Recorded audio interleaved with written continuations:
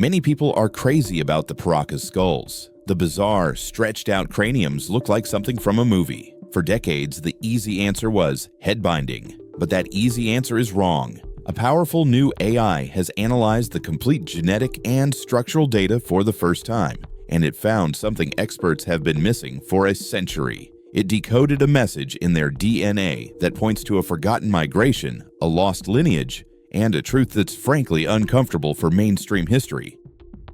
A necropolis unlike any other. Equal and even one coming back this way in any normal Homo sapiens. Tello wasn't just digging random holes in the sand. He was a methodical scientist, and his excavations led him to uncover something that would rattle the foundations of South American history. It wasn't just a grave or a handful of burials.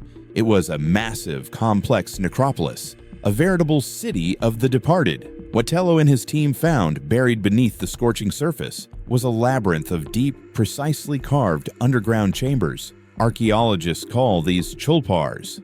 Inside these stone-lined tombs, arranged with deliberate ritualistic care, lay the remains of over 300 individuals. But these were not ordinary human remains. As the team carefully brushed away the dust of 3 millennia, the shapes that emerged were shocking.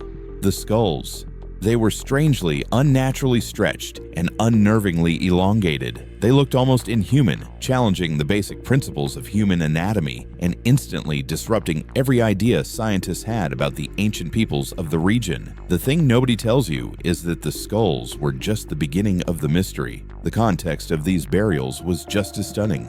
Each individual had been tenderly wrapped in layer upon layer of exquisite textiles. We're not talking about simple cotton wraps. We're talking about some of the most complex, vibrant, and perfectly preserved weavings ever discovered. These textiles, woven from fine alpaca wool and cotton, were covered in intricate designs of mythical creatures, shamanic figures, and complex geometric patterns. Here's the wow factor. After 3,000 years, the colors, the deep reds, vivid blues, and bright yellows, were still breathtakingly vibrant, preserved perfectly by the hyper-arid climate. These weren't common villagers. This was, without a doubt, the elite, the ruling class. They were buried with ceremonial blades, intricate gold jewelry, and sophisticated pottery. This was a resting place for kings, priests, and warriors who commanded immense power and respect in their time. When the team performed radiocarbon dating on the remains, the results pushed the timeline of civilization back dramatically. The burials dated to between 2,800 and 3,000 years ago. This places them firmly in the window of 800 to 1000 BCE. To put it mildly, this was a big deal. This timeline means the people in these tombs belong to the Paracas civilization, a culture so ancient it significantly predates the mighty Inca Empire by over 2,000 years. It even predates the famous Nazca, the culture that carved the giant geoglyphs into the same desert floor. This discovery established the Paracas not as some minor, forgotten tribe, but as one of the Andes' earliest, most complex, and most sophisticated societies. But as impressive as their age and craftsmanship were, the mystery of those elongated skulls haunted archaeologists. Were they simply the result of an ancient, bizarre custom, a deliberate attempt to shape the head to show off status? Or did this unsettling shape suggest something far more profound about who these individuals actually were? The more scientists studied the bones, the more they realized the physical differences were, in some cases, too extreme to be explained away so easily. But the truth of how they were made was even stranger than Tello could have imagined. A suture that shouldn't be missing, which is unlikely something that would be produced by cranial deformation or head binding. For decades, the official academic answer to the elongated skull mystery was simple and tidy: artificial cranial modification. It's a known practice, and to be fair, it sounds like a perfect fit. Many ancient cultures across the globe did this. You could find it among the Maya in Central America, some tribes in Africa, and even the Huns who swept into Europe. The process itself is, to put it mildly, intense. It starts at birth. A newborn infant's skull is not a single solid bone, but a collection of soft, pliable plates separated by sutures. This flexibility is what allows the baby to pass through the birth canal and for the brain to grow rapidly. The Paracas and cultures like them would take advantage of this. They would tightly bind the infant's head with cloth wraps, cords, and even strap it between two flat pieces of wood.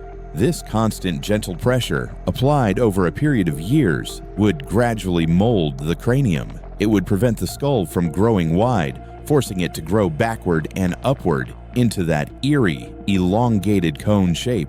This wasn't a quick cosmetic choice. It was a profound cultural and likely spiritual decision made by a family the moment a high-status child was born. This elongated form was a living badge of honor. It was a clear, visual emblem that separated the elite from the common population. Many anthropologists believe it wasn't just a sign of high rank, but was meant to signify divine ancestry or spiritual power. In the Paracas world, looking different meant you were considered closer to the gods, possessing greater wisdom or higher intellect. The head, after all, houses the mind. Manipulating its shape was a way of reinforcing the social and cosmic order. Case closed, right?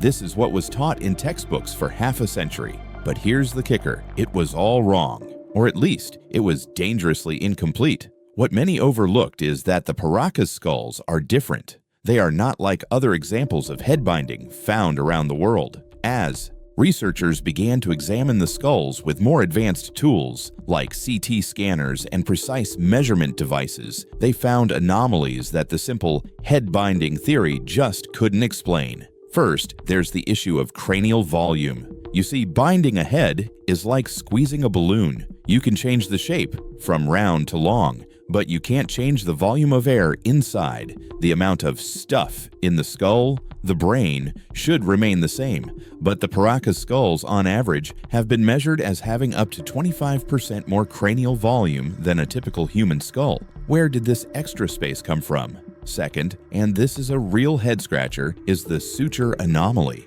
Most human skulls have a joint called the sagittal suture. It's the line that runs right down the middle of the top of your skull, where the two main parietal plates fuse together as you grow.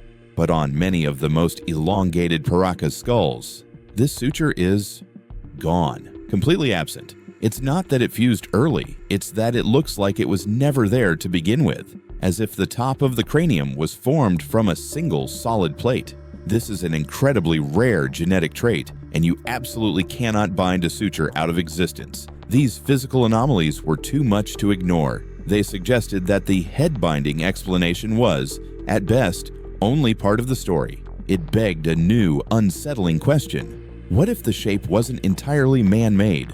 What if the Paracas elite didn't just shape their heads, but were born with certain anatomical features that made the elongation possible, or perhaps even caused it?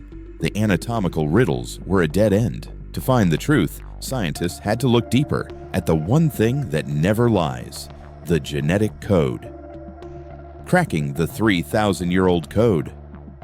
This is the moment the entire story changes. For decades, the debate was stuck in a loop. You had the head binding camp on one side and the "it's a biological anomaly" camp on the other. Both were pointing at the same bones, but seeing different things. The old methods had failed. So, in a cutting-edge move just in the last few years, a new team of researchers, bioarchaeologists, and data scientists decided to point a revolutionary new tool at this 3,000-year-old problem: a powerful artificial intelligence. They didn't just look at one skull.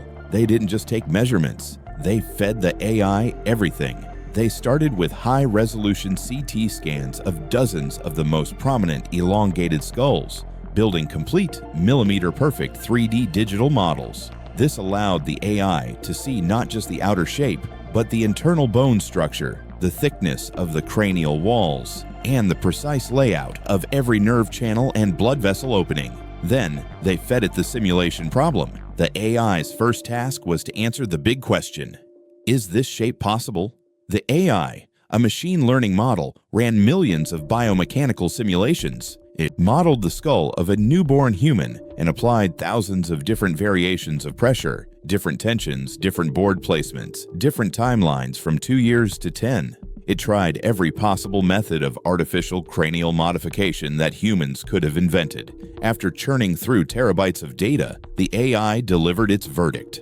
No, The simulations proved, with a high degree of statistical certainty, that binding alone could not account for the combination of anomalies. It couldn't create the 25% increase in volume, and it absolutely could not explain the absence of the sagittal suture. The AI had just confirmed, in a way no human could, that the elite of Paracas were biologically different. They weren't just modifying their heads, they were genetically distinct. But that was just the appetizer. The real task for the AI was to analyze the DNA. Getting genetic material from 3,000-year-old bones is incredibly difficult. DNA is fragile and breaks down fast, but here, the harsh, dry desert of Paracas was the scientists' greatest ally. The arid conditions had preserved tiny fragments of organic material, strands of hair, skin particles, and pulp from within the teeth. Scientists extracted these tiny, degraded fragments of DNA. To a human, it would look like a hopelessly jumbled, incomplete mess. But to the AI, it was a puzzle. The AI's algorithm was designed to take millions of these broken pieces and look for overlapping code, stitching them back together into readable genetic sequences. It was like reassembling a million-piece puzzle where 90% of the pieces are missing. Once it had these partial sequences, the AI began its second, more important task: cross-referencing. It scanned these newly assembled Paracas genes against every known human genetic database on the planet, a task that would take a human research team decades of painstaking comparison. The AI did in a matter of hours. Everyone was expecting the results to come back as 100% Native American. They assumed the Paracas were just an isolated group that had developed unique customs, a branch of the same tree as all other indigenous peoples of the Americas, who had famously arrived by crossing the Bering Strait land bridge thousands of years earlier. The AI finished its analysis, and the researchers who saw the results were, to put it mildly, stunned into silence. The genetic signature it found wasn't just surprising, it was impossible. Decoding the lost migration.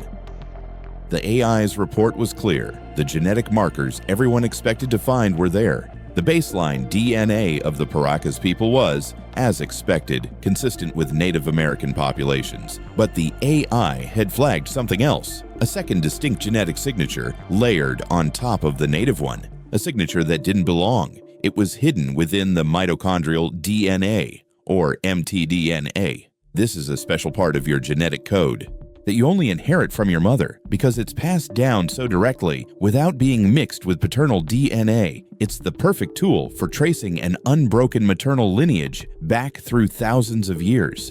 It's a genetic breadcrumb trail. The AI analysis of the mtDNA from the Paracas elite, specifically from the skulls that were the most elongated and had the missing sutures, showed a haplogroup that was, for lack of a better word, impossible. It was a genetic signature that had no business being in South America 3,000 years ago. The markers didn't trace back to Siberia or East Asia, the origin points for the people who crossed the Bering Strait. Instead, the AI's database matching lit up parts of the map thousands of miles away. It found genetic cousins in Europe, and not just modern Europe. It found links to ancient populations from the Caucasus region, the area nestled between the Black and Caspian Seas. And, even more shocking, it found statistical overlaps with genetic markers commonly associated with the ancient Middle East, Mesopotamia. Hold on to your hats. This is the core of the discovery. 3,000-year-old skulls buried in a Peruvian desert, carrying a genetic signature from the cradle of civilization in the Old World. This finding shatters the entire timeline of human movement. The accepted history, the one you learned in school, states that there was no contact between the Old World, Europe, Asia, Africa, and the New World, the Americas, until the Vikings briefly landed in Canada around 1000 AD. And then, of course, Columbus in 1492. The AI's analysis of the Paracas DNA suggests that this entire model is wrong. It points to a transoceanic contact. A group of people from the Europe-Mesopotamia region, a group with a distinct genetic lineage, somehow crossed the Atlantic Ocean, landed in South America, and integrated with the local population, forming a new hybrid elite class. Now, let's be very clear about what the AI didn't find. This is not about aliens. That's the clickbait story that has muddied the waters for years. The AI's comprehensive analysis of the nuclear DNA and the bone structure confirmed these individuals are 100% Homo sapiens, human. The red hair you've seen in some photos. The AI's chemical and structural analysis of the hair shafts confirmed what sober scientists have said for years. It's not a genetic trait. It's the result of bleaching. 3 millennia in the dry, salty, sun-baked desert has simply oxidized the dark pigment, turning it a reddish brown. The real shock is so much bigger than aliens. It's that our human ancestors were far more advanced and far more connected than we ever believed possible. The AI had just found hard genetic proof of a pre-Columbian transoceanic migration. It suggests that a small group of genetically distinct humans made an impossible journey and became the god kings of ancient Peru. But this revelation doesn't just rewrite history. It opens a Pandora's box of theories that some institutions would rather keep shut. We are not allowed to know? This is the part of the story that makes people in dusty university halls very, very uncomfortable. You see, the AI's findings don't just add a new chapter to the history books. They demand that we rip the whole book apart, burn the pages, and start over from scratch. The entire carefully constructed model of human migration, the one they've taught in schools for 100 years, completely falls apart if a group of seafaring Mesopotamians or Caucasians were intermingling with Peruvian natives 3,000 years ago. It's impossible. It shatters the timeline. And yet the AI, which feels no loyalty to academic dogma, insists the genetic markers are undeniable. This is where the AI's data stops and the forbidden theories begin. This discovery isn't just a boost for a controversial idea, it's the rocket fuel. We're talking about hyperdiffusionism. This is the theory that major civilizations, the Egyptians, the Sumerians, the Indus Valley, the Maya, the Andean cultures, didn't all invent pyramids, mummies, complex astronomy, and advanced mathematics independently, all by pure coincidence. Think about it. How did they all, separated by vast oceans, suddenly decide to build massive, astronomically aligned stone structures at the same time? Mainstream science calls it coincidence, but this new AI data calls it something else, an inheritance. It suggests they all inherited their core knowledge from a single ancient mother culture, a highly advanced global seafaring civilization that existed before them all. And yes, this is where we have to say the A word, Atlantis, or Mu, or Lemuria, or whatever name you want to give it. For a century, these ideas have been dismissed as pure fantasy, the stuff of crackpot paperbacks. But what if they weren't? What if the AI's analysis of the Paracas DNA is the first real, tangible genetic evidence that such a lost civilization was real? Let's follow this terrifying thread.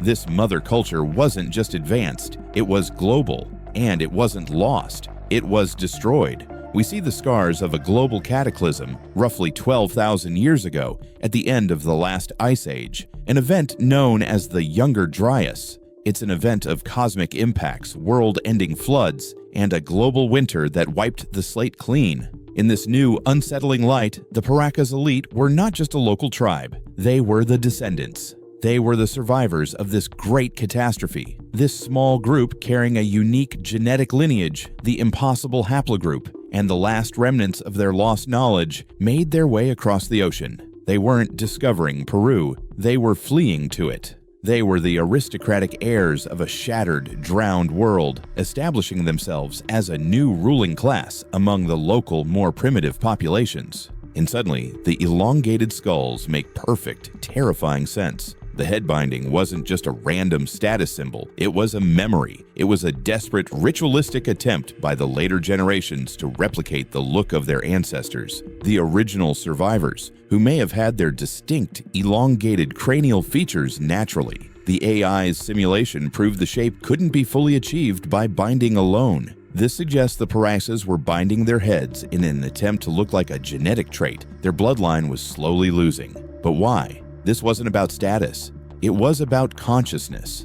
The original naturally elongated skulls of the mother culture may have housed a brain with capabilities we can only dream of: advanced intuition, telepathic communication, a direct line to the universe's energy. The head binding was a desperate, failed ritual to try and reawaken those lost abilities. This is why the story is so controversial. It's not about aliens. It's about us. It suggests our accepted, comfortable history is, at best, incomplete, and at worst, a complete fabrication. It suggests we are a species with amnesia, stumbling around the ruins of a past so advanced we can't even recognize it. And this leads to the final uncomfortable question: why has this data been so hard to come by? Many researchers who have tried to get samples of the skulls for independent testing have claimed they were blocked, stonewalled, and dismissed by museums and government institutions. Is this just normal academic bureaucracy, or is it something more? Is it a deliberate attempt to suppress a truth that would destabilize the entire field of history?